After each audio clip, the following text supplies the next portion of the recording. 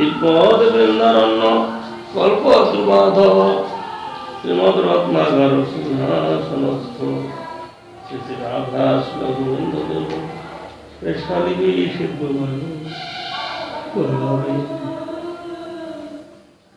শ্রীমান রাস রসারম্বী বংশী বটতরস্থিত কর্ষণ বেরসন গোপী গোপীনাথ শ্রীস্তম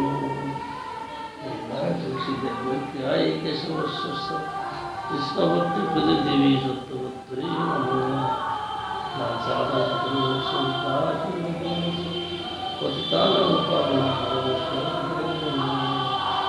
জয় শ্রী সনাতন ভক্তি শ্রীদীপ গোপাল ভক্ত এই সাইড করি স্বর্ণবন্ধন গায়ত্রী বিঘ্ননাথ বিষ্ণুপুর এই সব বিষয়টা দুই সরদা তার পদের তাদের শরণ শ্রী ভক্ত শ্রীকৃষ্ণ চৈতন্য প্রভু নিত্যানন্দ শ্রী অদ্বৈত গদাধর শিবাচার্য হরে কৃষ্ণ কৃষ্ণ কৃষ্ণ হরে রাম হরে রাম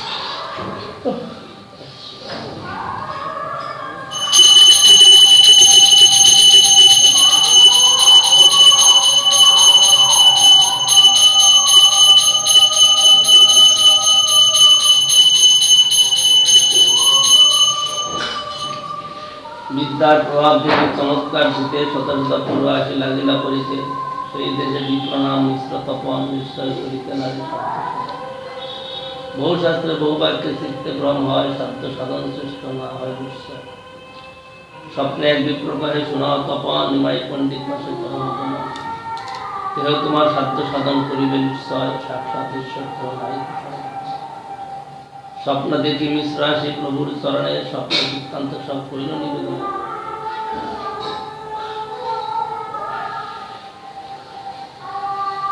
প্রভু তুষ্ট হইয়া সাধ্য সাধন করিল নাম সংকীর্তন কর উপদেশ করিল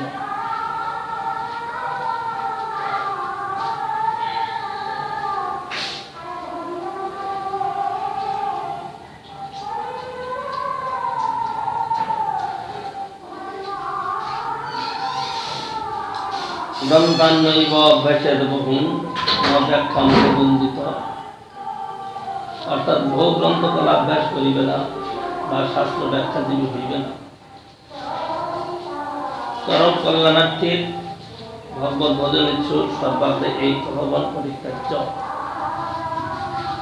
এবং পুষ্পিত ভাষা ব্যাক্ষিপ্ত মনসাঙ্গিনাম মানিনাংস অতি উত্থানা মদ্বার্তা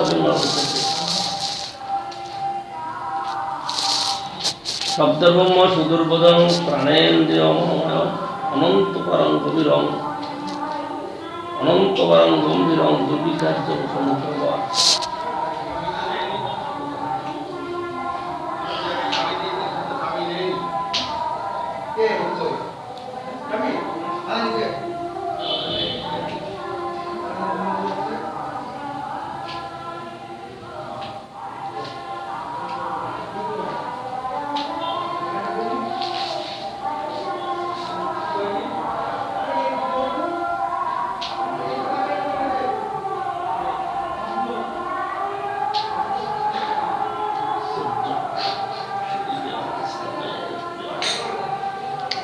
গরম করছে না, গরম লাগছে, ঠান্ডা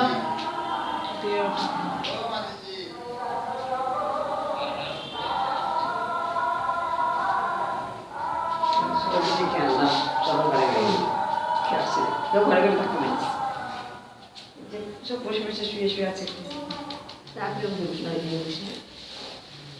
আপনার ঘরে কেউ দিচ্ছি না, আপনার ভাইয়ের ভাই স্ত্রী, আপনার ভাই ভাই তো না, আমি বলে এসছি, ওরা আসছে এক্ষুনি, বলে জামা কাপড় ছেড়ে ছাড়বেন না নিচে, আপনি তারপর ছাড়বেন আর বন্ধ করবেন।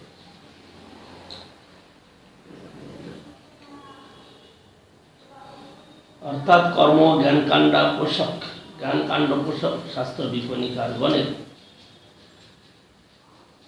নিষ্কাম ভগবত ভক্তি বিরোধী মধুপুষ্পিত মনোহর এবং মাৎসর্য ফলভোগ তাৎপর্যময় বাক্যসমূহ শ্রবণ বা পাঠ করিবার ফলে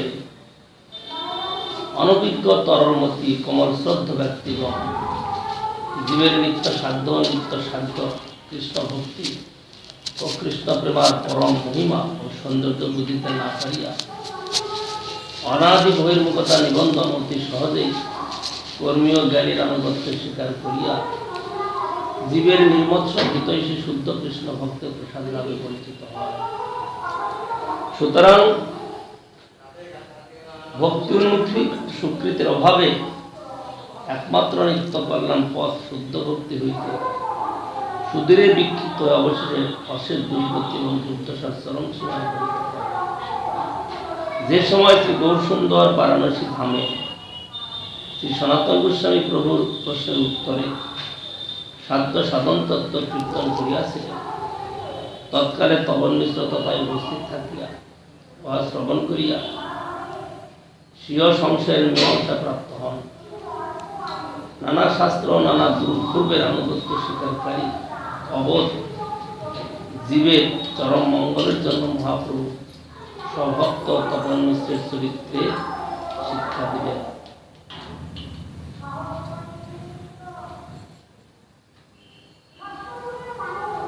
বহু শাস্ত্রে বহু বাক্যে চিত্তে ভ্রম হয়, সাধ্য সাধন শ্রেষ্ঠ না হয় নিশ্চয়।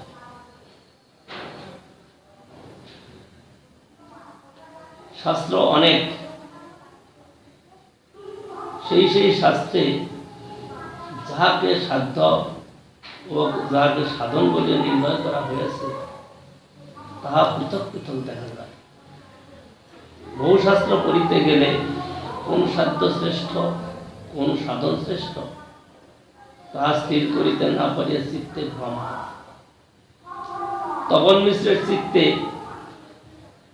এরূপ ভ্রম হওয়ায় নিমাই পণ্ডিতের নিকট যাইতেও তাহার নিকট সাধ্য সাধন নিশ্চয় করিয়া লইতে স্বপ্নাদেশ হইয়াছিল।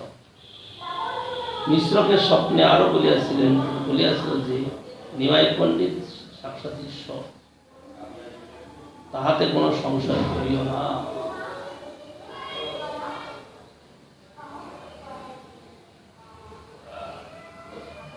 প্রভু কহিলেন, অবেদ ব্রহ্মজ্ঞান বা স্বর্গাদি ভুক্তি জীবের সাধ্য বস্তু নয়। কৃষ্ণ প্রেমী জীবের একমাত্র সাধ্য বস্তু। কর্ম জ্ঞান ইহারা মুক্ত সাধ্য বস্তু প্রাপ্তির সাধন বা উপায় নয়। শুদ্ধা কৃষ্ণ নামাশ্রয় ভক্তি সাধ্য বস্তু পাইবার একমাত্র উপায়।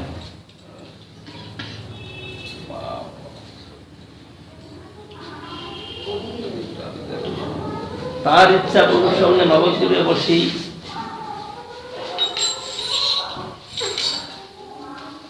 প্রভু আজ্ঞা দিল, তুমি যাও বারাণসী, তাহা আমার সঙ্গে তোমার হবে দর্শন। আজ্ঞা পাইয়া মিশ্র হইল কাশীতে গমন।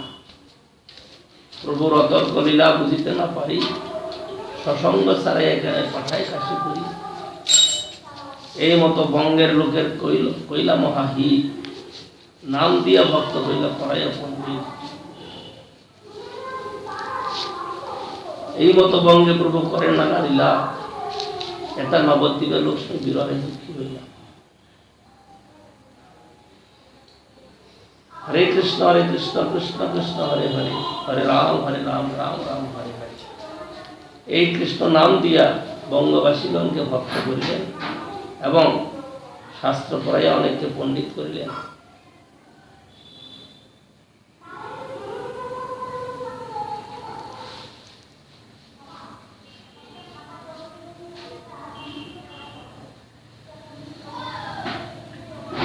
প্রভুর বিরহ সর্প লক্ষ্মীর দংশিল, বিরহ সর্প বিষে তার পরলোক হইল।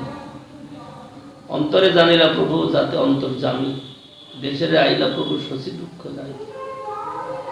ঘরে আইলা প্রভু বহু লয়া ধন জন, তত্ত্বজ্ঞানের কইলা শশীর দুঃখ বিমোচন।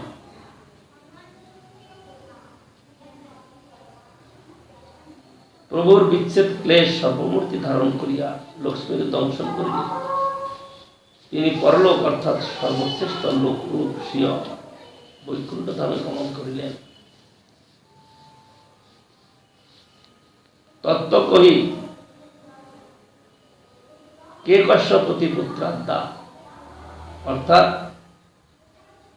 কে কাহার পতি, কে কাহার পত্নী, কে কাহার পুত্র, এইরূপ তত্ত্বজ্ঞান রূপ যার বিস্তার করিয়া শশীর দুঃখ বিমোচন করিলেন।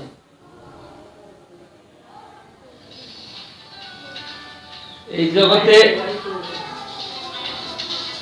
কেউ মারা গেলে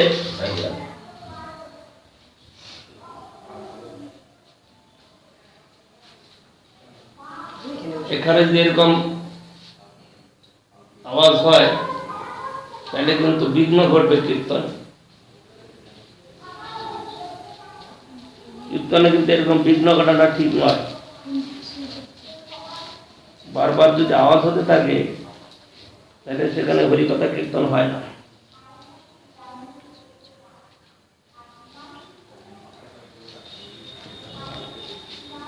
কেউ মারা গেলে পরে তার আত্মীয় পরিজনগণ শোকে দুঃখে কাতর হয়ে বিলাপ করে ক্রন্দন করতে থাকে, তাই না? তার গুণ কীর্তন করতে করতে বিলাপ করে। মহাপ্রভু শিক্ষা দিচ্ছেন কে কশ্যপতি পুত্রাদ্যা মোহ এবহি কারণ। কে কার পতি, কে কার পুত্র, কে কার কন্যা, কে কার পত্নী, কেবল কল্পনা মাত্র, কল্পিত মাত্র। এটা মানুষ কল্পনা করে একটা মোহের জাল বিস্তার করেছে। এই মোহ জালে পরে শোক দুঃখ আদি করে থাকে। মহাপ্রভু সেই প্রকার তার মাকে শিক্ষা দিচ্ছেন। মাকে শিক্ষা দিচ্ছেন মানে মার দ্বারা সমস্ত জগৎকে শিক্ষা দিচ্ছেন। মহাপ্রভু বঙ্গদেশে গিয়েছিলেন সেখানকার জীবের মঙ্গল বিধানার্থে। এদিকে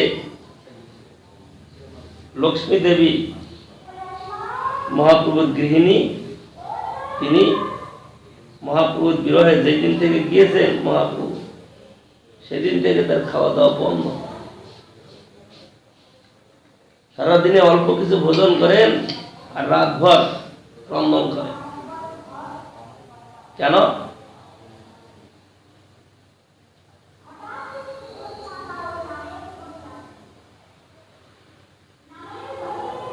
মহাপ্রভুর বিরহেতে তার দুঃখ। মহাপ্রভু যখন নিকটে ছিলেন সবসময় তার সেবায় ব্যস্ত থাকতেন, তার সেবা করতেন। এখন তার সেবা করার সুযোগ নাই, আবার তিনি সামনেও নাই। এইটা তার বিরহ দুঃখে চিত্ত অত্যধিক ক্লেশযুক্ত হয়েছিল। সেই ক্লেশ সহ্য করতে পারলেন না। সেই সময় কি হলো, সেই ক্লেশই সর্পরূপ ধারণ করে তাকে দংশন করল। বিরহ সর্প, এখানে সর্প বলছেন বিরহ সর্প। বাস্তবিক তাকে বাহ্যিক দৃষ্টিতে সর্প দংশন করেছে, তাতে তার পরলোক গমন হয়েছে, মানে দেহত্যাগ হয়েছে। মহাপ্রভুর বিরহ দুঃখ কতটা, এইটা লক্ষ্মী দেবী দেখালেন। তার বিরহেতে তিনি সহ্য করতে পারলেন না, শেষ পর্যন্ত তিনি দেহত্যাগ করলেন। যখন মহাপ্রভু পূর্ববঙ্গের থেকে ফিরেছেন, তিনি তো অন্তর্যামী, তিনি সব জানেন যে লক্ষ্মী পরলোক গমন করেছে। এই জন্য মহাপ্রভু তাড়াতাড়ি দেশে ফিরে আসলেন বঙ্গদেশ থেকে। এসে মাকে দেখছেন দুঃখিতা, অনেক ধন নিয়ে আসছেন বঙ্গদেশ থেকে, অনেক প্রকারের ধন, টাকা করি, অনেক রকমের দ্রব্য আদি দিয়েছেন। মহাপ্রভু সেই সব নিয়ে এসে মাকে সমর্পণ করলেন, কিন্তু মা কোনো কথা বলছেন না। যখন মা কথা বলছেন না, তখন মহাপ্রভু তাকে বললেন, মা নিশ্চয়ই তোমার কোনো দুঃখ হয়েছে, আমি শুনছি তোমার বধূর বিয়োগ হয়েছে, দেহত্যাগ হয়েছে। এটা তো দুঃখ হওয়াটা স্বাভাবিকই, কিন্তু কে কশ্যপতি পুত্রাদ্দা মোহ এবহি কারণ। তুমি যে যখন দুঃখ করছো, চিন্তা করছো, এই দুঃখ চিন্তার মানে কি আছে? কারণ কেউ কারণ, এই দুঃখটা অকারণ, কারণ কেউ কারণ হয়। কেউ কারণ হয়, কিন্তু আমরা তাহলে করছি কেন? মোহ এবহি কারণ, কেবল মোহ। এই মোহটা কেটে গেলে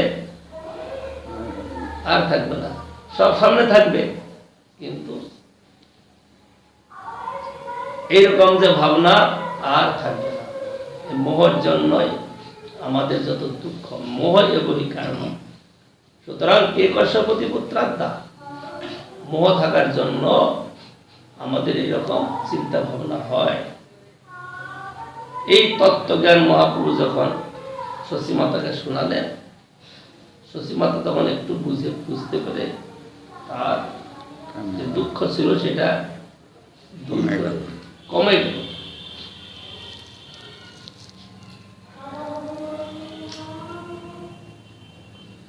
ঘরে আইলা প্রভু ভোগ লইয়া তঞ্জন, তত্ত্বজ্ঞানে কইলা শশীর দুঃখ বিমোচন, শিষ্যগণ লইয়া পুনঃ বিদ্যার বিলাস, বিদ্যা বলে সবাদিনী অধ্যত্ত প্রকাশ। তবে বিষ্ণুপ্রিয়া ঠাকুরানীর পরিণয়, তবে তো করিল প্রভু দিগ্বিজয়ী জয়। বৃন্দাবন দাস ঠাকুর তার শ্রী চৈতন্য ভাগবতে বিস্তৃত ব্যাখ্যা করেছেন, অনেক লিখেছেন। কৃষ্ণদাস কবিরের গোস্বামী পাল সেই সব লেখা, সেই সব লীলাগুলাকে পুনরায় বর্ণনা না করে কেবল স্ফুটক, মানে একটুখানি টাচ দিচ্ছেন। এইসব লীলা বৃন্দাবন দাস ঠাকুর বর্ণন করেছে। বিষ্ণুপ্রিয়া ঠাকুরের এই যে বিবাহ, সেটা অদ্ভুত রকমের। মহাপ্রভুর প্রিয় ভক্ত একজন, নাম বুদ্ধিমন্ত খান। বুদ্ধিমন্ত খান বলছেন কি, যে এই কি বলে পণ্ডিতের বিবাহ রাজপুত্রের বিবাহের মতো হবে। পণ্ডিতের বিবাহ একদম রাজপুত্রের বিবাহ, এই সাধারণ ব্রাহ্মণের বিবাহের মতো হবে না, রাজপুত্রের বিবাহ। আর সেই বুদ্ধিমন্ত খান প্রাণ ভরে মহাপ্রভুর বিবাহেতে ধন ব্যয় করলেন।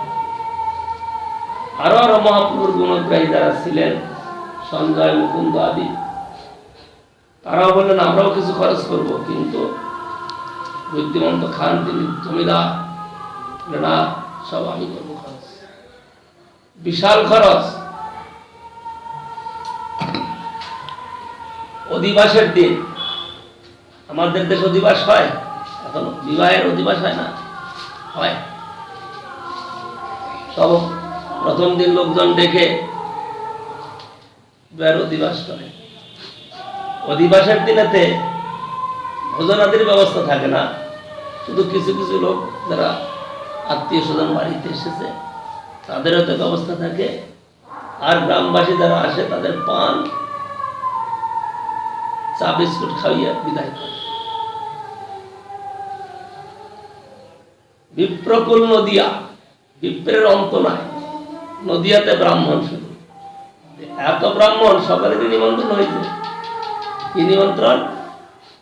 যে নিমাই পণ্ডিতের বিবাহ হবে, তোমরা সন্ধ্যাকালে এসে বুয়া পান নিয়ে যাবে।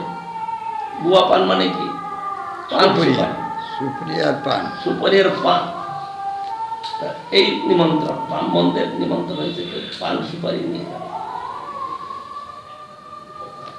তো সন্ধ্যাবেলায় ব্রাহ্মণরা এসে আরো অনন্ত ব্রাহ্মণ, হিসাব আছে নাকি? পান তাম্বুল বিটিকা বানিয়ে দিচ্ছে, খুশিতে খুশিতে সকালেই দিচ্ছে। আবার দুই একজন কি করছে, ওর মধ্যে লুকিয়ে লেগে একটু বেশি নিচ্ছে। এই রিপোর্ট আবার মহাপ্রভুর কাছে এসছে যে কোনো লোক আবার লুকিয়ে লুকিয়ে নিচ্ছে। যে মহাপ্রভু বললেন যে ঠিক আছে, যখন লুকিয়ে নিচ্ছে তাহলে এক কাজ করো, 3 বার করে দাও প্রত্যেককে, তাইলে চুরি করার ভাবনা থাকবে না, কারণ পেয়ে যাচ্ছে পুরাপুরি। 3 বার করে দাও। 3 বার করে দেওয়ার পরে নিচে যা পড়লো, মানে সাধারণ লোকের বিবাহ 2-4টা হয়ে যাবে। মানে এইরকম ঐশ্বর্যের সঙ্গে মহাপ্রভুর বিষ্ণুপ্রিয়া ঠাকুরানীর সঙ্গে বিবাহ হয়েছে। বিবাহের পরিচালক ছিলেন বুদ্ধিমন্ত খান। বুদ্ধিমন্ত খান ছিলেন পূর্বকালেতে যে সুবর্ণ বিহার, ওখানে ছিলেন রাজা। তো সুবর্ণ বিহারের রাজা ছিলেন পূর্বকালে। তো সারা জীবন তিনি ভক্ত না, বৈষ্ণব সেবা করেন যথেষ্ট, কিন্তু একান্ত ভজন করেন না। নারদ গোস্বামী তার দরবারে আসেন। নারদ গোস্বামী চিন্তা করছেন এই লোকটা কি করে মঙ্গল করা যায়, বিষয়েতে এত আসক্ত, বিষয়ের থেকে মোহ কি করে দূর করা যায়। তখন বহু উপদেশ দিলেন, তখন তার মনে বৈরাগ্যের উদয় হল। বৈরাগ্যের উদয় হওয়াতে তিনি তখন নারদ গোস্বামীর পরামর্শ নিয়ে তিনি ভজন শুরু করলেন। কি ভজন? কলিকালে ভগবান গৌর সুন্দর রূপে অবতীর্ণ হয়ে লীলা করলেন, আর সে অপূর্ব লীলা। তিনি তখন সাধন ভজন শুরু করলেন। তার তপস্যায়, তার সাধনে তুষ্ট হয়ে ভগবান গৌর সুন্দর তাকে দর্শন দিলেন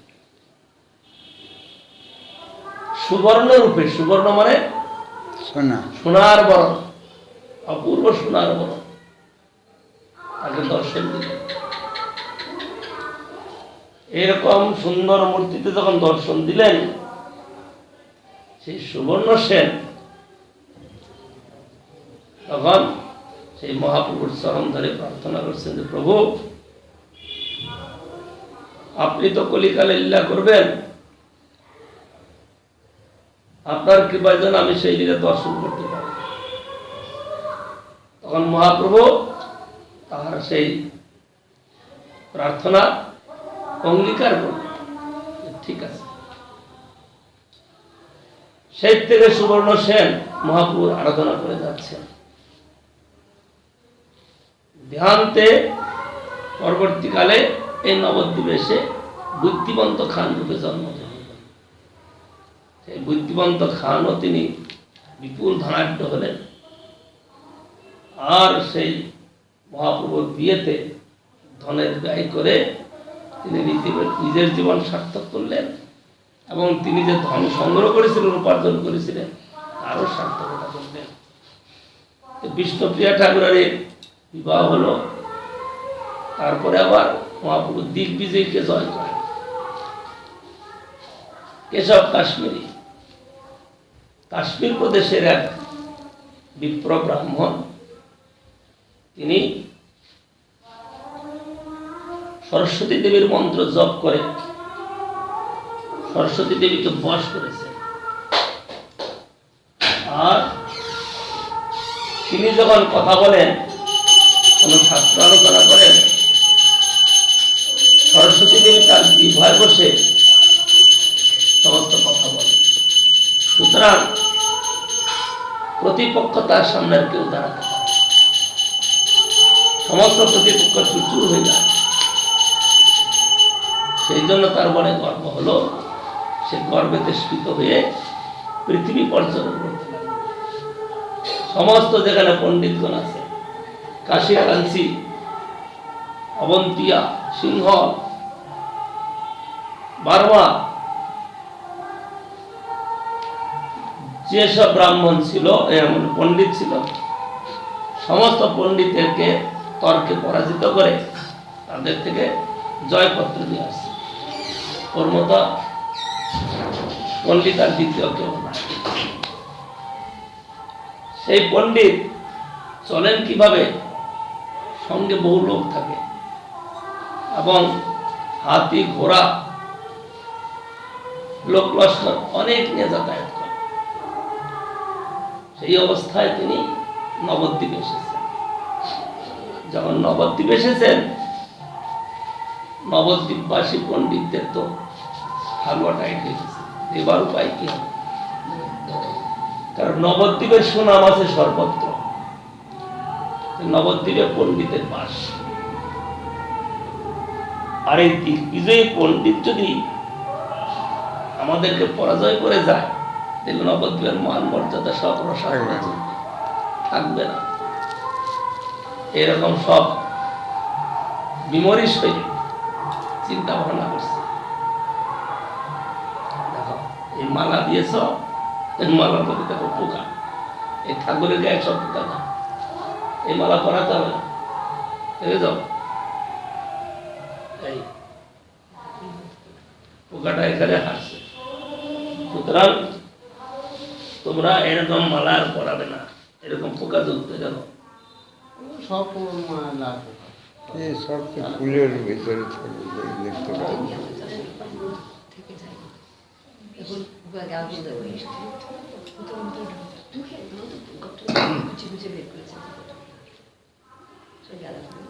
কত পোকা ফেলে দিই ধরে ধরে, সব ফুলের পোকা।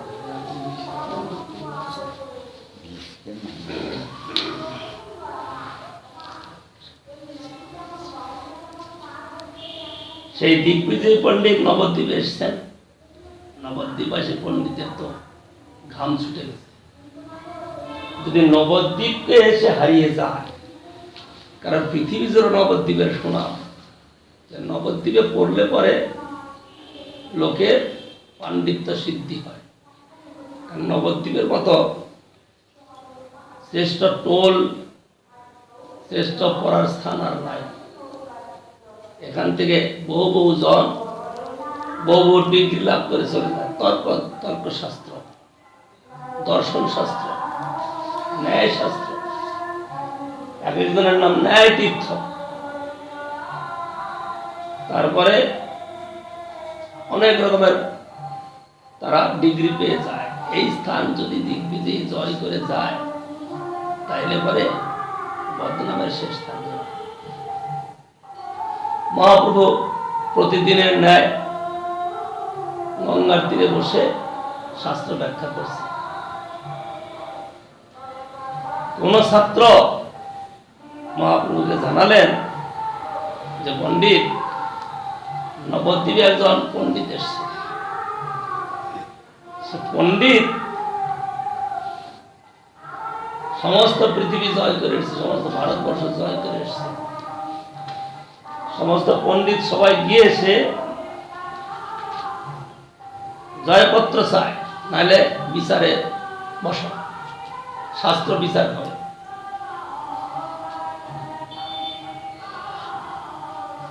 তো উপায় কি হবে? নবদ্বীপে সে তার সমান প্রতিদ্বন্দ্বী কেউ নাই, কারণ স্বয়ং সরস্বতী দেবী তার জিভায় বসে কথা বলে, তার সামনে কে দাঁড়াবে? মহাপ্রভু বললেন কোনো চিন্তা নেই, এইখানে সে পরাজিত হয়ে যাবে। যে যে গুণে মত্ত হই, তারপরে কি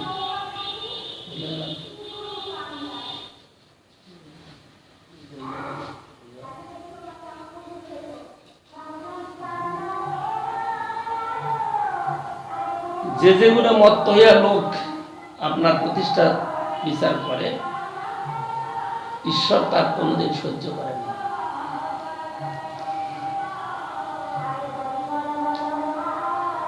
যে যে গুণে মত্ত হয়ে করে অহংকার, অবশ্যই ঈশ্বর তার করে না সম্মান। যে যে গুণে মত্ত হয়ে অহংকার করে, ঈশ্বর মানে ভগবান তার অহংকারকে সহ্য করেন না।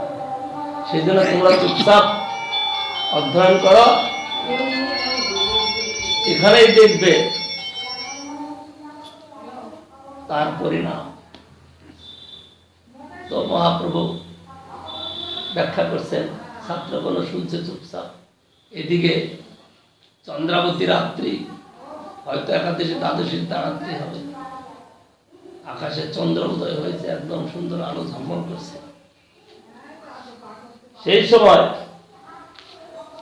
সেই দিগ্বিজয় পণ্ডিত সেই গঙ্গার তীর দিয়ে যাচ্ছে। তখন দেখছেন যে এটা বিশাল পণ্ডিত সভা, ছাত্রদের সভা হচ্ছে। সেও এগিয়ে গেল, এগিয়ে গিয়ে আগে গঙ্গাকে প্রণাম করে কোন ছাত্রকে জিজ্ঞাসা করছেন উনি কে, ব্যাখ্যা করছেন। মহাপ্রভুর রূপ দর্শন করতে সকলেই মোহিত হয়েছে। যিনি কে? না নিমাই পণ্ডিত। ও এই নিমাই পণ্ডিত। তখন সেই কেশব কাশ্মীরি পণ্ডিত কি করলেন, একটু এগিয়ে এগিয়ে যাচ্ছেন মহাপ্রভুর দিকে, আর সকল ছাত্ররা রাস্তা করে দিল, মহাপ্রভুর কাছে দিল।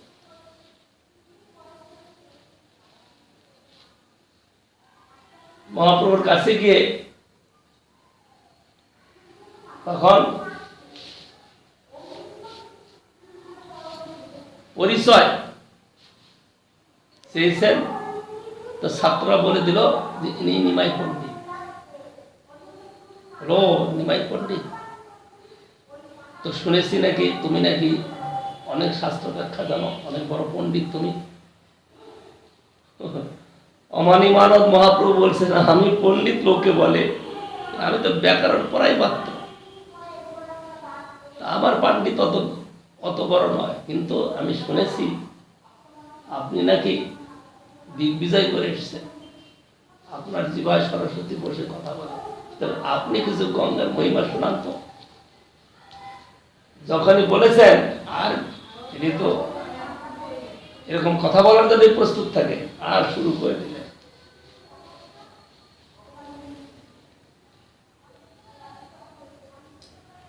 জ্যোৎস্নাবতী রাত্রি প্রভুর শিষ্যগণ সঙ্গে বসে আছেন গঙ্গা তীরে তার প্রসঙ্গে।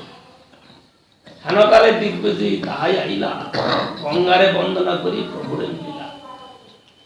বসাইলা তারে প্রভু আদর করিয়া, দিগ্বিজয়ী কহে মনে অবজ্ঞা করিয়া। ব্যাকরণ পড়াও নিমাই পণ্ডিত তোমার নাম, বাল্য শাস্ত্রের লোকে তোমার কহে গুণগান।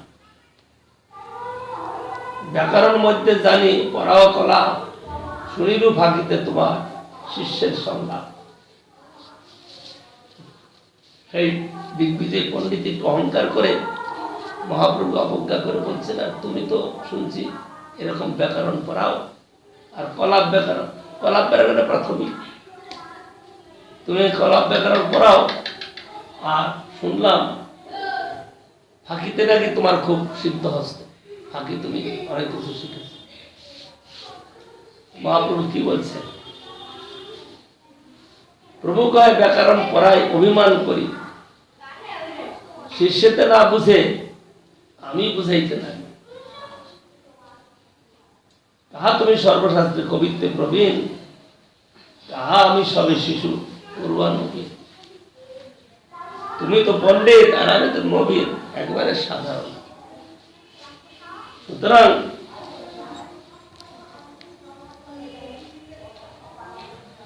তোমার কাছে আমি পীরের দাঁড়াই। কিন্তু মহাপ্রভুর যে দৈন্যক্তি অমানি মানদত্ত ভাব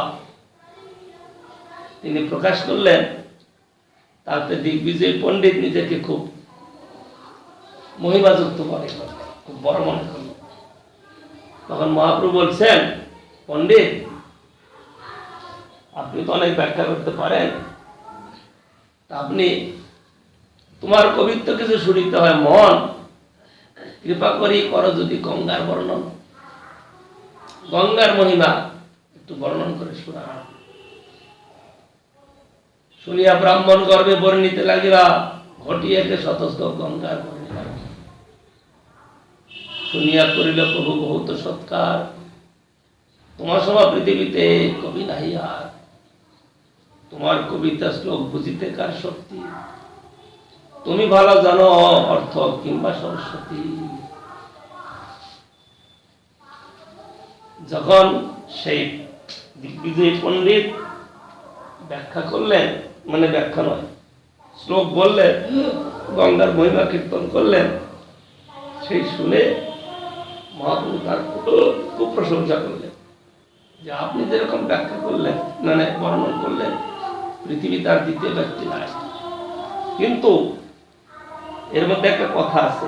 কথাটা কি? আপনি যে শ্লোক রচনা করেছেন, সেই শ্লোক রচনা করবার সময় কোন অভিপ্রায়ে কোন শব্দ বর্ণন করেছেন? এই এরা কোথা থেকে এসেছে? এরা কোথা থেকে এসেছে? এরা কি পাগল নাকি? মাথা খারাপ এদের? এদের কি মাথা খারাপ না মাথা ভালো আছে? কি মাথা খারাপ কি মাথা ভালো? কে আমার কথা জবাব দিচ্ছে না কেন? সেই জন্য আমি বলছি মাথা ঠিক আছে তো নাকি? কি আমার জবাব নাই? মাথা ঠিক আছে, এখানে আসতে হবে। ঠিক আছে, আমার নতুন মানে গিয়ে লোকগুলা বলছে এখানে কোথায়? মাথা ঠিক থাকলে কি পেছনে বলছে মাথা খারাপ? এদের মাথা খারাপ, সব এদের সব মাথা খারাপ। এ তো আসন লাগানো আছে, এত সুন্দর আসন আছে, সবকিছু আছে, তাই এরা গিয়ে পেছনে বসে, তার মানে মাথা খারাপ আছে। পেছনের লাইনে খারাপ আসে। স্কুলে গিয়ে এই পাখাটা চালাও তো, গরম লাগছে। স্কুলে গিয়ে পেছনের লাইনে কারা বসে? কোন ছাত্ররা বসে? যারা পড়াশোনা করে আসে না, ফাঁকি মারবে। যারা পড়াশোনা ফাঁকি দেয়, ওই মোবাইল দিয়ে তারা ওইখানে বসে বসে থাকে, মানে ফাঁকি দেওয়ার চিন্তা ভাবনা করে। ফাঁকি দিলে কি লাভ কিছু হবে? এরকমটা তো নয়, কিন্তু দেখা যাচ্ছে নতুন বলে তাই। ফাঁকি দিলে কিছু লাভ হবে না। পাশেতে লেখা থাকে, কি লেখা থাকে? ফাঁকি দিলে ফাঁকে পড়ে, মারা পয়সা দেয় ডাক্তার ঘরে। ফাঁকি দিতে গেলে তো লাভে লাভে গাড়ি নেমে পালিয়ে যাওয়ার চেষ্টা করে। যখন পালিয়ে যাওয়ার চেষ্টা করবে, কোথাও চোট লেগে যাবে, ডাক্তারের কাছে যেতে হবে। পয়সাটা গাড়ির ফাঁকি দিল, কিন্তু ডাক্তারকে দিতে হবে। এখানে অনেক ভাগ্যে নবদ্বীপ এসেছে, তাই না? অনেক ভাগ্যে, অল্প ভাগ্যে নয়। এইটু এবং গল্প অল্প ভাগ্য নয়। কতদিন তো সময় কেটে গেছে, বয়স 20-25 হয়েছে তো। 20-25 বছর বয়সে তো কোনোদিন ভাগ্য হয়নি নবদ্বীপ যাই, কিন্তু আজকে সেই ভাগ্যটা হয়েছে, তাই না? নবদ্বীপ আসার ভাগ্য হয়েছে। নবদ্বীপ অনেক আসতে পারে ব্যবসা করতে, তাই না? বিজনেস করতে আসে বা আত্মীয় বাড়ি আসে, সেটাকে নবদ্বীপ আসা বলা হয় না। নবদ্বীপ মানে গোলক বৈকুণ্ঠের চেয়ে শ্রেষ্ঠ ধাম নবদ্বীপ। দেখতে কতগুলো গাছ,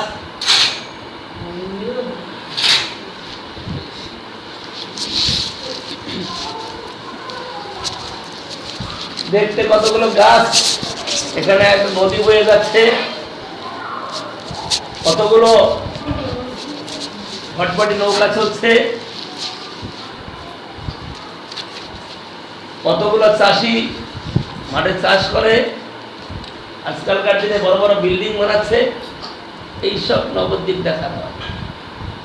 নবদ্বীপ মানে মহাপ্রভুর প্রিয় স্থান। শুধু মহাপ্রভুর প্রিয় বলেই প্রিয় নয়, এই স্থানটা কলিজীবের পক্ষে শ্রেষ্ঠ উত্তম স্থান। কারণ কলির জীব পাপের তাপেতে পরিপূর্ণ, কিন্তু আমরা কেউ বুঝি না আমাদের পাপ কোথায়, তাই তো? সব লোক তো একই রকম চলছে, পাপ কোথায়? সাধুরাও তো তাই। সাধুরাও তো একদিন মরবে, সাধুরাও তো খায় দায়, তো একদিন মরবে, তো আমরাও মরবো, কি আছে? দুই কুলি মরবে, দেহ কেউ রক্ষা করতে পারবে না। এর মর্ত ধাম, অনেক মৃত্যু মরবে। তাইলে সাধুরাও যদি মরে, আমরাও মরবো, তাতে এমন কি হলো? খাও দাও মস্তি করো, বাদ চলে যাবে। কিন্তু না, শাস্ত্র মহাজন বলছেন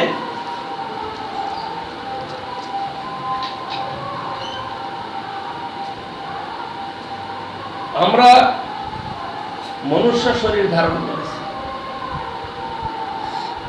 এই জগতে অনন্ত জীব অনন্ত শরীর ধারণ করে বিচরণ করছে। কেউ মানুষ শরীর, কেউ পশু শরীর, কেউ পাখি, কেউ কীট পতঙ্গ আদি শরীর ধারণ করে ভ্রমণ করছে। আমরাও সেরকম একটা জীব, আমরাও সেরকম একটা শরীর ধারণ করে বিচরণ করছি। এই শরীরটা কেন আমরা পেয়েছি? শাস্ত্র মহাজন বলছেন, যেদিন জীবের উৎপত্তি হলো, জন্ম হলো, একদিকে ভগবান যোগমায়া শক্তি, একদিকে প্রপঞ্চ মায়ার ধাম, মায়ার স্থান, মায়া শক্তির আকর্ষণ। ওই স্থানে উৎপন্ন হয়ে কিছু কিছু জীব তারা ভগবানের দিকে চলে, তারা ভগবানের সেবায় রয়ে গেল, তাদের কোনো শোক দুঃখ নাই কোনো দিনের জন্য, নিত্যকাল ভগবানের সেবায় আনন্দে আছে। আর একটা বাইক ধাম মায়ার আকর্ষণে কি করলো, এসে গেল মায়াকে ভোগ করার জন্য। ওদিকে গেলে ভগবানকে সেবা করা যাবে, এদিকে মায়াকে ভোগ করতে চায়। মায়াকে কোনোদিন ভোগ করা যায় কি না? কিন্তু অজ্ঞজীব সেই জিনিসটা বুঝতে না পেরে যখনই ভোগ করতে যায়, মায়াদেবী তাকে ধরে কি করে, দুইটা বস্তু দেয়। একটা সূক্ষ্ম শরীর, একটা স্থূল শরীর। স্থূল মানে পঞ্চভূতাত্মক এই শরীরটা, আর মন, বুদ্ধি, অহংকার রূপ সূক্ষ্ম শরীর বলে, এই দুইটা বস্তু নেই সমস্ত প্রাণীর মধ্যে।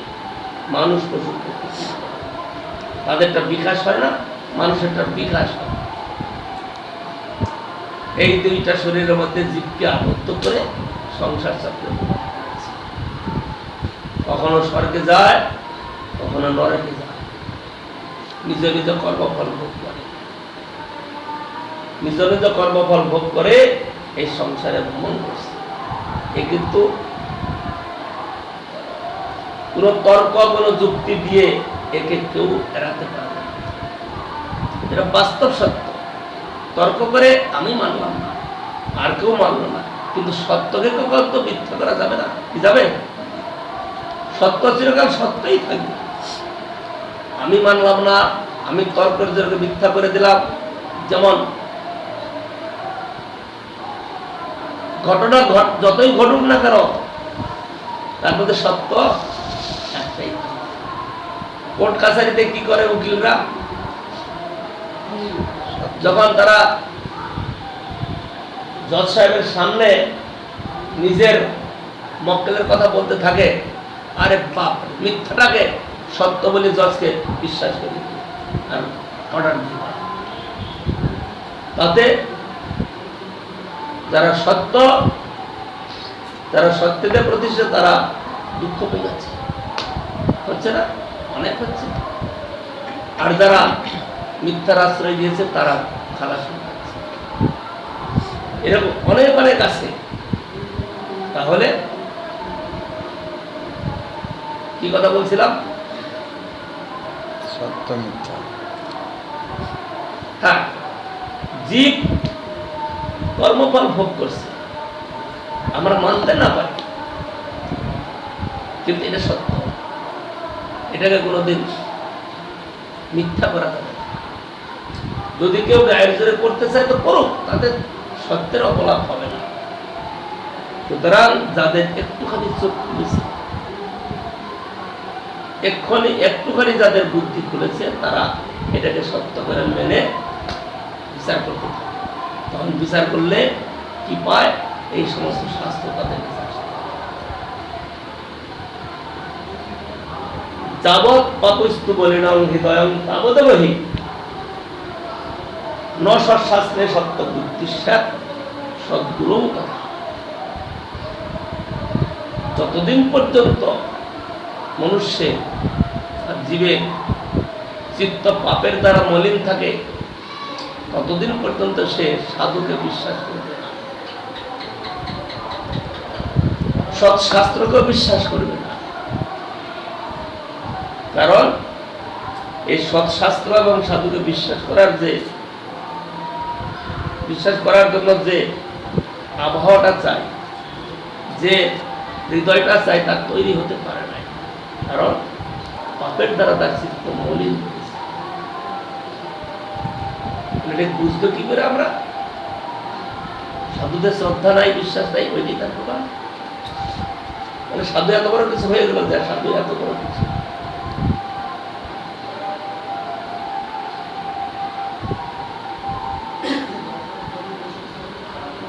বৈষ্ণবে জানিতে নারে দিবের শপথ। বৈষ্ণবকে দেবতারাও বুঝতে পারে। দেখা যায় লেংটি পরা, ভিক্ষা করে খায়, কিন্তু তার মহিমা জগতের কোন লোক বুঝতে পারে না। কারণ সে ভগবানের প্রিয়। বলে ভগবানের প্রিয় হল, ভগবান এত ঐশ্বর্যশালী, তাকে ভিখারি করে কেটে রেখেছে, তার দরিদ্রের ভিক্ষা করে খায়। হ্যাঁ,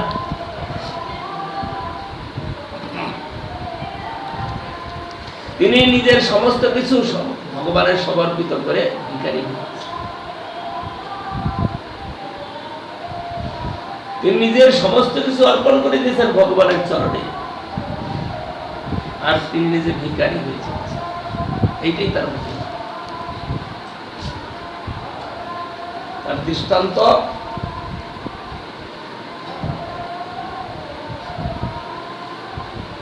বাদশাহ হোসেন শাহ নাম শুনেছেন কেউ? বাদশাহ হোসেন শাহ ছিলেন এই যে মালদহ আছে না, মালদহ মুর্শিদাবাদ 500 বছর আগে এই বাংলার রাজধানী ছিল মুর্শিদাবাদ। কিছুদিন নবদ্বীপে ছিল লক্ষণ সেনের আমলে, তারপরে হয় মুর্শিদাবাদ। মুর্শিদাবাদের সৎকালে বাদশাহ ছিলেন হোসেন শাহ। হোসেন শাহকে তার পীর নয় কি বলে ওটাকে, তার মৌলবী বা এরকম ধরনের কেউ, আমরা তাদেরকে গুরু বলে সম্মান দেই, ওদের মধ্যে ওইরকম একজন ব্যক্তি পীর তাকে বলেছিলেন কোন সময়, তোমার রাজদরবারের নিকটে 2 জন ব্রাহ্মণ সন্তান বাস করে, তারা যেদিন তোমার দরবারে কাজ করবে সেদিন তোমার ঐশ্বর্য শুধু বাড়তে থাকবে। অনেক খোঁজাখুঁজি করছে, পায়নি। কোথায় তারা? কুতুব মিনার আছে না, কোথায়? হ্যাঁ, দিল্লি নয়, এখানে মিনার আছে না একটা, মুর্শিদাবাদ বা কোথায়। কুতুব মিনার তো কুতুবউদ্দিন তৈরি করেছে, এখানে মিনার আছে একটা, বা একটা মসজিদ, ভালো মসজিদ তৈরি করা ছিলেন সেই বাদশাহ হোসেন শাহ। একদিন মিস্ত্রির সঙ্গে উপরে দেখাশোনা করছে, খুব ভালো, মানে এত সুন্দর কারুকার্য করেছে, বাদশাহ মিস্ত্রির প্রশংসা করছে। মিস্ত্রি বলছে এর চেয়েও ভালো করা যেত, এর চেয়েও ভালো করা যেত, আর মার্সের থাপ ভালো করা যেত, করলে না কেন তুমি? ভালো করা যেত, করলে না কেন? কি অসুবিধা ছিল তোমার?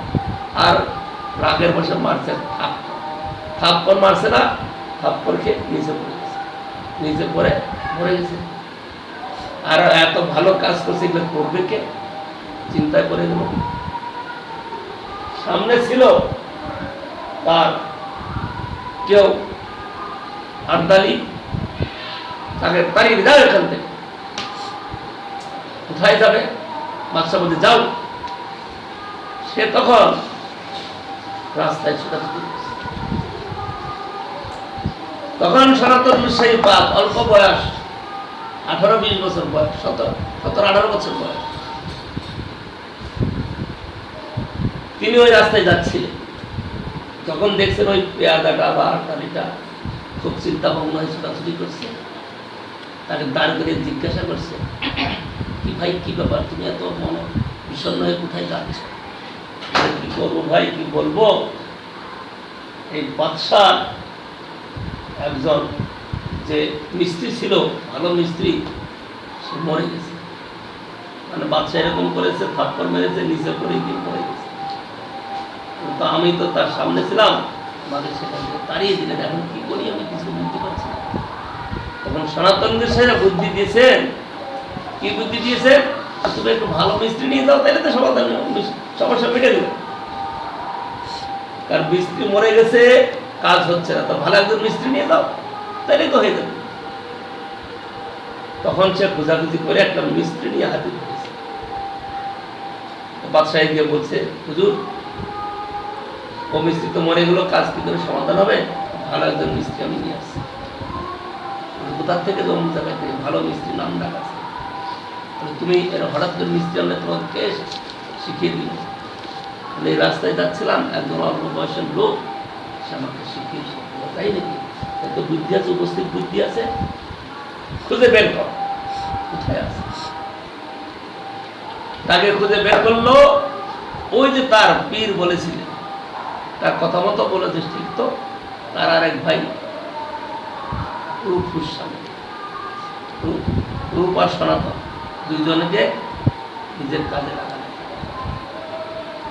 একজনকে দিলেন প্রধানমন্ত্রীর পদ, আরেকজনকে দিলেন কোষাধ্যক্ষের পদ, ফাইন্যান্স মিনিস্টার। এই দুইজনকে 2 পদ দিয়ে নিশ্চিন্ত হয়ে তিনি রাজ্য জয় করতে থাকলেন। তার রাজ্য কয়েক বছর 4-5 বছর মাত্র তারা চাকরি করেছিল, এর মধ্যে তার ঐশ্বর্য অপার ঐশ্বর্য হয়ে গেল। ইতিমধ্যে এদের দুইজনকে প্রচুর ধন দিয়েছেন, কারণ এদের থেকে আসছে প্রচুর ধন। কিন্তু যখন তাদের বয়স 22-21 বছর, মানে এর থেকে 4-5 বছর পরে তাদের চিত্তে বৈরাগ্য আসে। সেই বৈরাগ্যের প্রভাবে তারা সমস্ত ধন পরিত্যাগ করে তারা চলে যায় বৃন্দাবন। কিসের থেকে কথাটা আসলো বুঝে যাই? বুদ্ধিমন্তনের খান বলবো। হ্যাঁ, বুদ্ধিমন্তন খানের বলবো। ওনাদের মাথা খারাপ এই নিয়ে কথা হচ্ছে। বলছিলাম।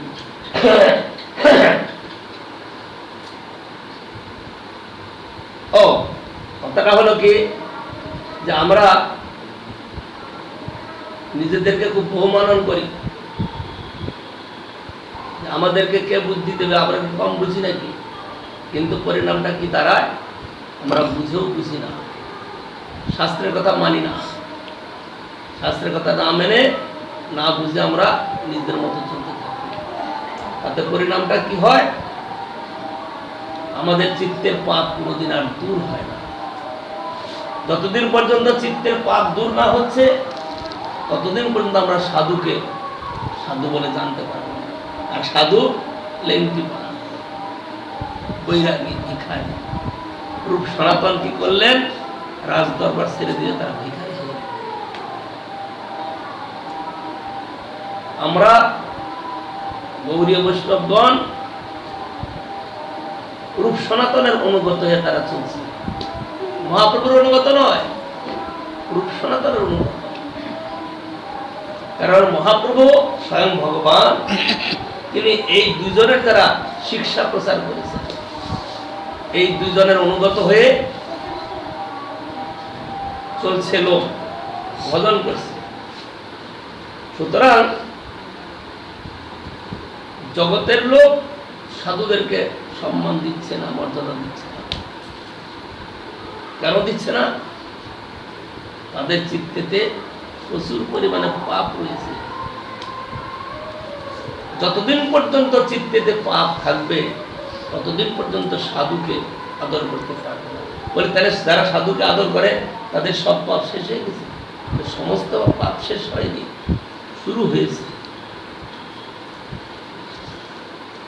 পাপ ক্ষয় হওয়া শুরু হয়েছে, কারণ ভগবানের সেবা, ভগবানের কথা শোনা, সাধুর কাছে যাওয়া, সাধু সঙ্গ করা, তার মানে পাপ আস্তে আস্তে চলে যাচ্ছে। কারণ পাপ না গেলে পরে সাধুর কাছে যেতে পারবে না। সাধুর কাছে যেদিন যাবে তার সমস্ত পাপ চলে যাবে। একদিন নারদ গোস্বামী তিনি বীণা বাজাতে বাজাতে জঙ্গলের পাশ দিয়ে যাচ্ছে। জঙ্গলের পাশ দিয়ে যাচ্ছেন, দেখেন রাস্তায় একটা হরিণ আত্মরায় পড়ে আছে, আমি আবড়াচ্ছি। দেখে একটা শশক মানে খরগোশ, সেও আধা মরা হয়ে তাকাচ্ছে। একটু দূরে দেখে একটা শূকর ওরকম করে লাফাচ্ছে। আর কি দেখছে? তার পিঠেতে তীর উঠে আছে। তখন নারদ গোস্বামী চিন্তা করছে, আরে এই প্রাণীগুলোকে এরকম কষ্ট দিয়ে দিল। চারিদিক তাকাচ্ছে, তাকাতে তাকাতে দেখছেন কি একটা গাছে আবডালে আড়ালে একটা লোক বসে ওই ধনুর পান নিয়ে বসে আছে, পান ছাড়ছে, তীর ছুটছে।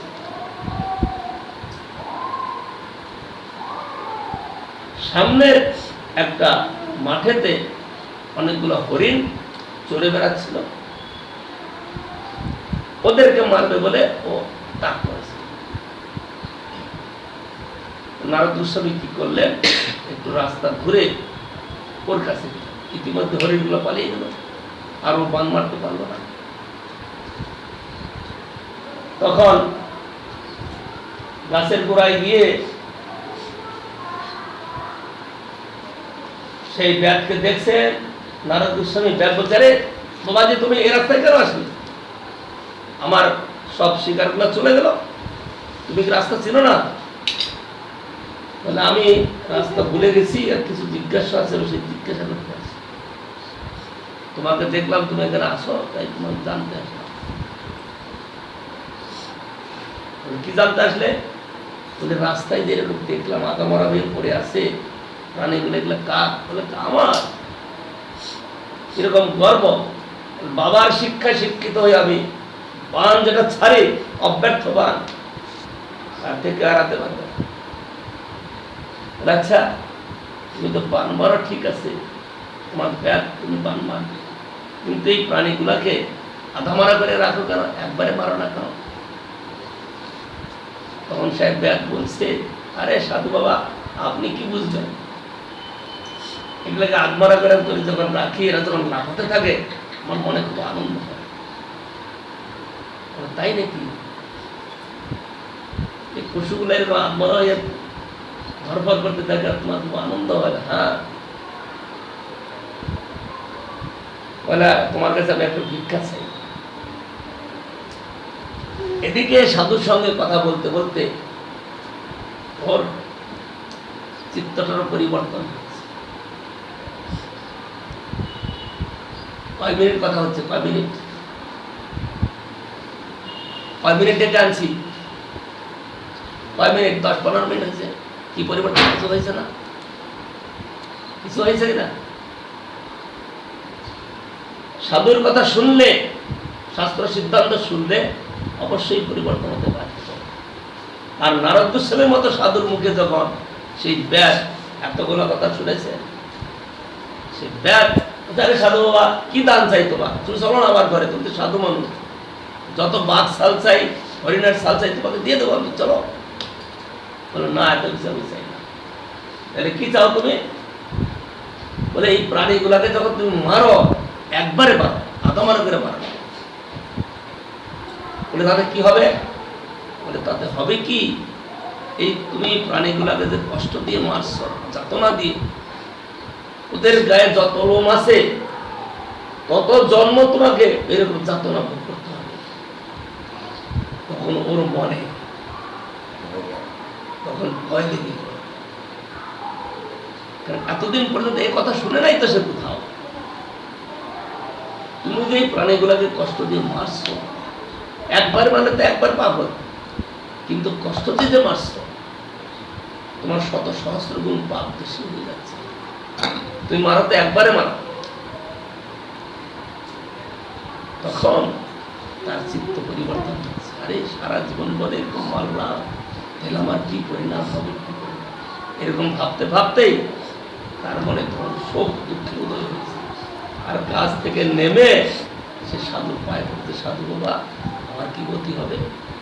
আমি তো সারা জীবন এরকম প্রাণী হত্যা করলাম, আমার কি গতি হবে?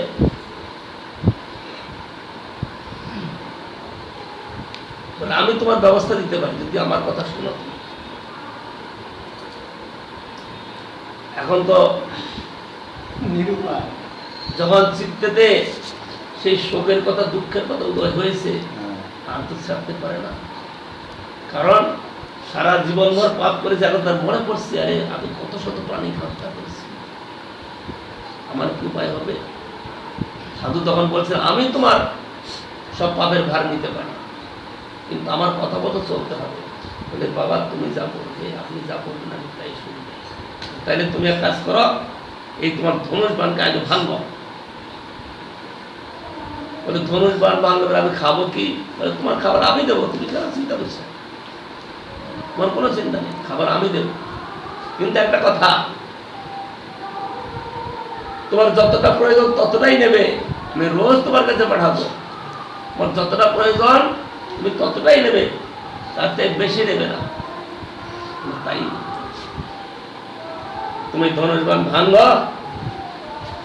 আর তুমি ঘরে যাও।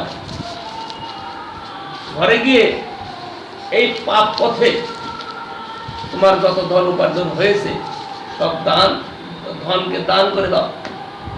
আর তুমি তোমার পত্নী দুইজনে মিলে এক কাপড়ে আমার কাছে আসো, আমি তোমার সমস্ত দায়ভার বহন করবো, তুমি কোনো চিন্তা করো না। নারদ গোস্বামীর কথা মতো সেই ব্যাগ চলে আসলেন। নারদ গোস্বামী বললেন যে তোমরা এই নদীর তীরে একটা কুটির বানাও আর একটা তুলসী গাছ লাগাও, আর এই হরিনাম করো আর তুলসী পরিক্রমা করো, আর যত খাবার আসবে তোমার কাছে তোমার প্রয়োজন মতো রাখবে, অতিরিক্ত রাখবে না।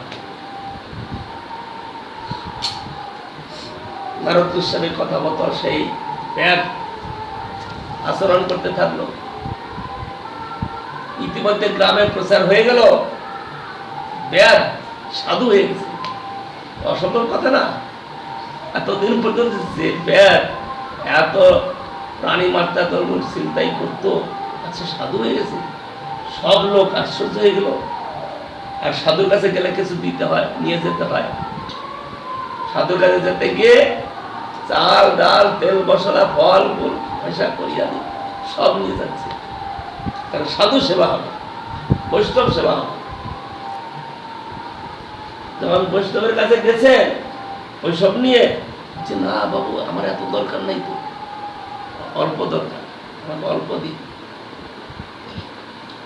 প্রতিদিন 5 জন 10 জন করে নিয়ে আসছে, কথা নেবে সে তার 2 জন মাত্র খাবে, যতটা দরকার ততটা নেই। আর লোক আর আশ্চর্য হয়ে যাচ্ছে, আরে যে ব্যাট এতদিন পর্যন্ত এরকম হিংস্র ছিল আজ এরকম সাধু হয়ে গেল। সাধু কখন হলো? যখন তার চিত্তে পাপ চলে গেল, চিত্তে অনুশোচনা আসলো, সত্যি তো আমি সারা জীবন ভর পাপ করেছি। আমরা বলবো যে আমরা পাপ করলাম কোথায়?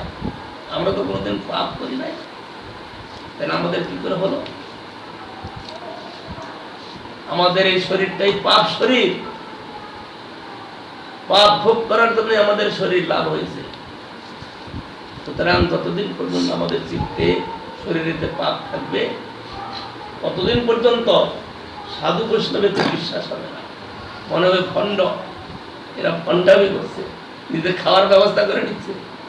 মিথ্যা কথা নয় তো, কথা বললে লোক চমৎকৃত হয়ে ওই যে সাধুকে কত দিচ্ছিল, সাধু কিছু বলেও নাই, সাধু কেবল হরিনাম করছে আর তুলসী পরিক্রমা করে। লোক দেখলো তারে এক সাধু হয়ে গেছে, তাকে গিয়ে সব লোক প্রণাম করা শুরু করেছে আর দক্ষিণা দিচ্ছে। তিনি বলছেন না বাবা আমাদের এত দরকার নাই, আমরা 2 জন মানুষই খাবো, আমাদের অল্প অল্প, বেশি দরকার। মনে করছে কি ও গুরুদেব পাঠাচ্ছে। নারদ গোস্বামী বলেছিলেন তুমি তোমার জন্য আমি খাবার পাঠাবো, কিন্তু তোমার যা দরকার তুমি তাই রাখবে। ও মনে করছে গুরুদেব সব পাঠিয়ে দিচ্ছেন, সুতরাং আমরা কেন খেলাপ করবো, কারণ আবার যদি সঞ্চয়ের দিকে মন যায় আবার বিপদ ঘটবে। সেই জন্য সঞ্চয়ের দিকে আর মন নয়, আমরা 2 জনে যা খাবো তাই করবো। এইভাবে সেই 2 জনের জীবনযাত্রা নির্বাহ হচ্ছে। কিছুদিন পরে নারদ গোস্বামী তার এক বন্ধু পর্বত ঋষি তাকে বললেন যে পর্বতজি চলুন আমরা একদম সাধু দর্শন করে আসি। তার কাহিনী সব বললেন। নারদ গোস্বামী যে ব্যাধ ছিল এখন সে পাখাটা বন্ধ করে দেয়, ব্যাধ ছিল এখন সে সাধু হয়ে গেছে, তাকে দর্শন করে আসে। তাকে দর্শন করতে যাচ্ছেন,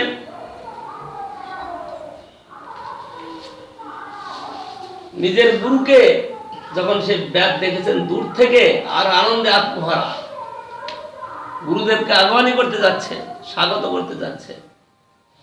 তো স্বাগত করতে গিয়ে কি হচ্ছে, রাস্তায় হাঁটতে পারছে না, তাড়াতাড়ি যে যাবে হাঁটতে পারছে না। ওইরকম ভাবে অতি কষ্টে গুরুদেবের কাছে পৌঁছেছে। পৌঁছে গায়ে যে কাপড়টা ছিল কাপড়টা দিয়ে ঝেড়ে গুরুদেবকে প্রণাম করলেন আর গুরুদেবকে স্বাগত জানিয়ে তার কুটিরে নিয়ে দিলেন। কুটিরে নিয়ে গিয়ে সেখানে বসবার আসন দিয়েছেন, পদধৌত করেছেন, পদধৌত জল সেবন করেছেন, মস্তকে ধরেছেন সপত্নী। তারপরে নারদ গোস্বামী জিজ্ঞাসা করছেন, হে ভক্ত, তুমি ঠিকঠাক আছো তো? হ্যাঁ গুরুদেব, সব ঠিক আছে। তোমার খাবার টাবার ঠিক মতো পাচ্ছ তো? বলে, গুরুদেব এত খাবার পাঠাচ্ছেন যে আমি অত তো আমার দরকার নেই, অত দুইজনে খাবো, এইটুকু তো দরকার, অত আর পাঠাবেন না। ঠিক আছে, তুমি ভালো থাকো বলে চলে গেলেন। পর্বত ঋষি বলছেন, আপনি তো স্পর্শমণি, কারণ আপনার স্পর্শে লোহা পর্যন্ত সোনা হয়ে যায়। এত ব্যাগ লোকটা পর্যন্ত আজকে সাধু হয়ে গেছে। সুতরাং সাধুর সঙ্গে গেলেই সাধু হওয়া যায়, অসাধু সঙ্গে গেলে অসাধু হতে সহজ, কিন্তু সাধু হতে একটু সময় লাগে। সাধু হতে সময় লাগবে, হঠাৎ করে সাধু হওয়া যাবে না। ওই ব্যাধের মতো হয়ে যাবো,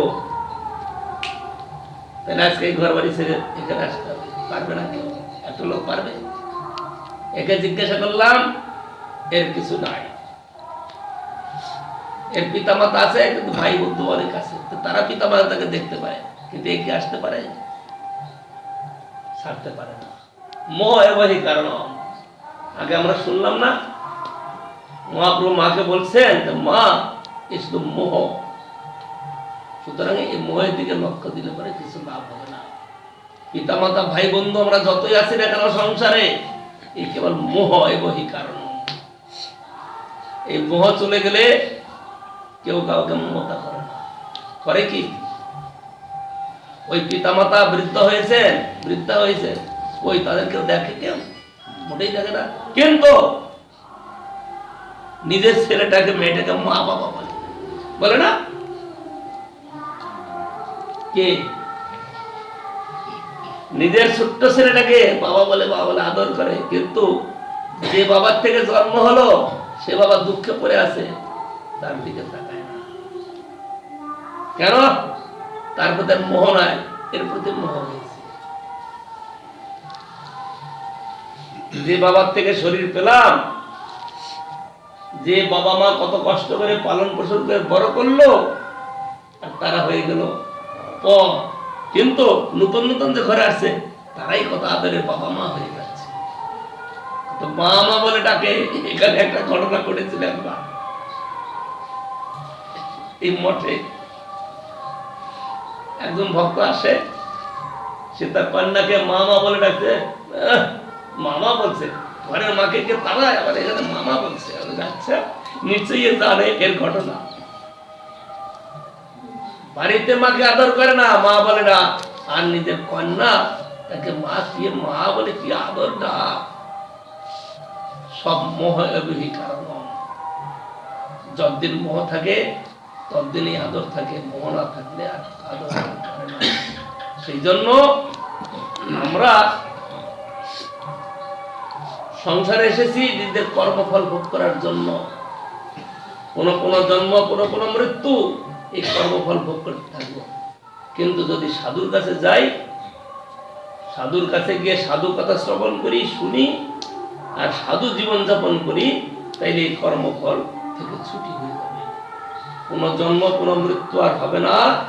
আমরা নিত্যকাল ভগবানের সেবায় থাকতে পারবো। যেমন এক শ্রেণী তারা নিত্যকাল ভগবানের সেবায় আছে, আরেক শ্রেণী তারা চিরকাল ভগবানকে ভুলে সংসার চক্রে ভ্রমণ করছে। কখনো স্বর্গে যায়, কখনো নরকে যায়।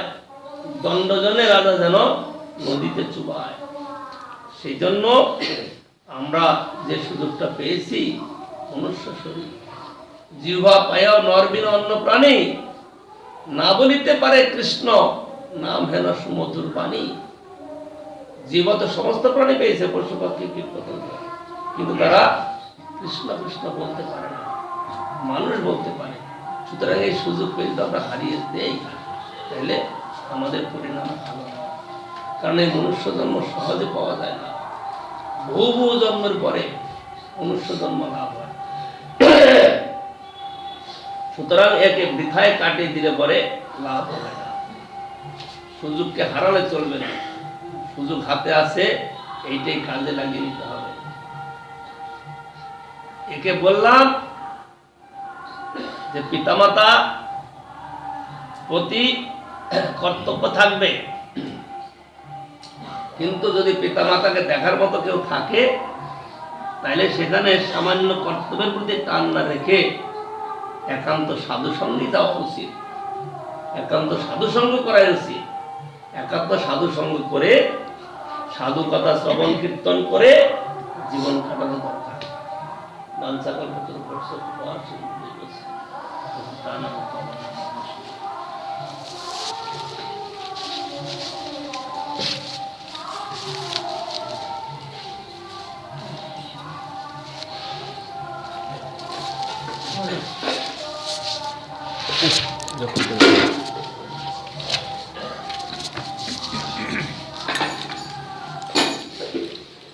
হরি বিফলে